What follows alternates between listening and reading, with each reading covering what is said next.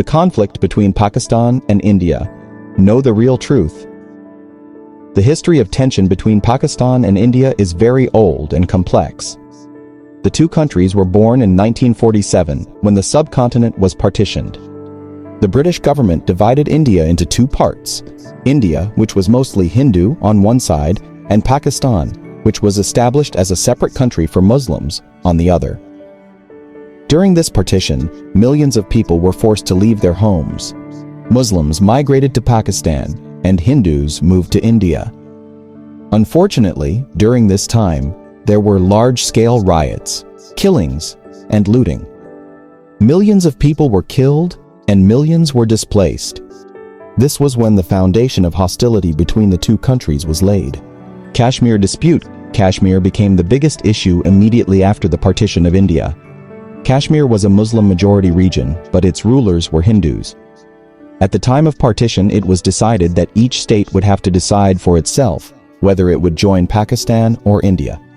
The ruler of Kashmir acceded to India, to which Pakistan objected. Thus began the first major dispute between the two countries over Kashmir.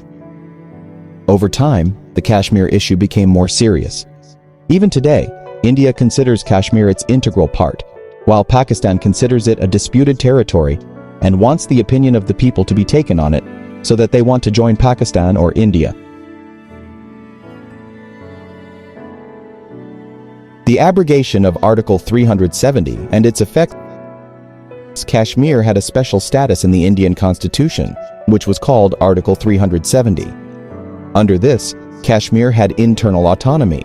But in 2019, India abolished this article, after which Pakistan reacted strongly. Pakistan limited its diplomatic relations with India and also closed its airspace. After this decision, tensions between the two countries increased even more. Clashes started increasing on the border, and soldiers on both sides became alert. Terrorism allegations and military operations. A terrorist attack took place on an Indian military base in Kashmir, in which several Indian soldiers were killed. India blamed Pakistan for the attack and said that the terrorists come from Pakistan and have camps there. In response, India carried out airstrikes against terrorists inside Pakistan. Pakistan also sent its aircraft into Indian airspace on the same day and shot down an Indian aircraft. This incident brought the situation close to war.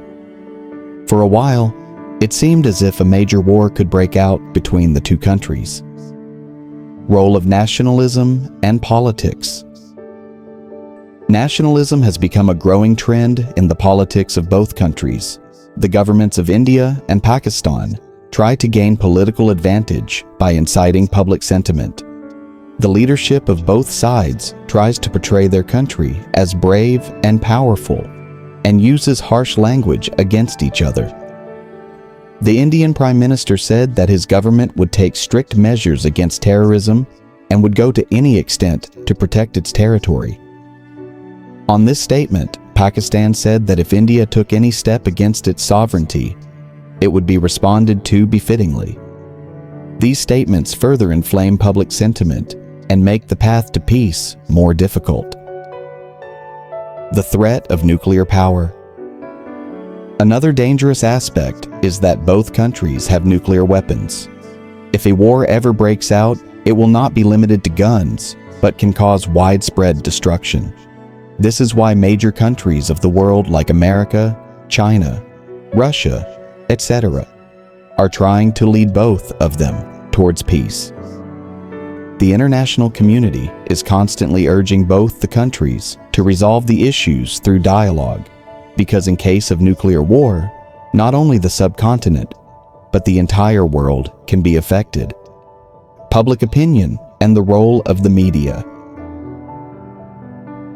The media also increases this conflict from both sides. Whenever an incident occurs, the media exaggerates it.